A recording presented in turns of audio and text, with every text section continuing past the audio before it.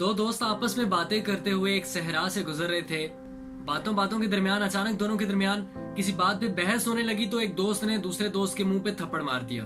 अब जिस दोस्त को थप्पड़ लगा था उसे तकलीफ तो बहुत हुई, लेकिन बगैर कुछ कहे उसने सहरा की रेत पे लिखा कि आज उसके सबसे बेहतरीन दोस्त ने, सबसे अच्छे दोस्त ने उसे थप्पड़ मारा है। ये बात लेके दोनों चलते रहे।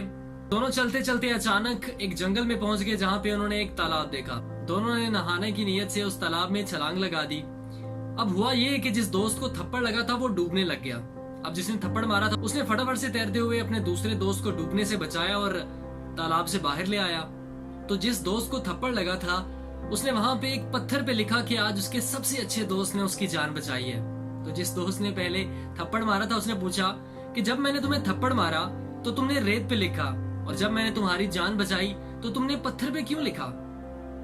तो जिस दोस्त को थप्पड़ लगा था उसने कहा कि जब हमें कोई तकलीफ दे तो हमें उसे रेत पे लिखना चाहिए, जहां माफ करने की हवाएं चलें और रेत पे लिखा हुआ मिटा दे। और जब कोई हमारे साथ अच्छा करे तो हमें उसे पत्थर पे लिखना चाहिए कि हम उसे कभी भी भुला ना सके।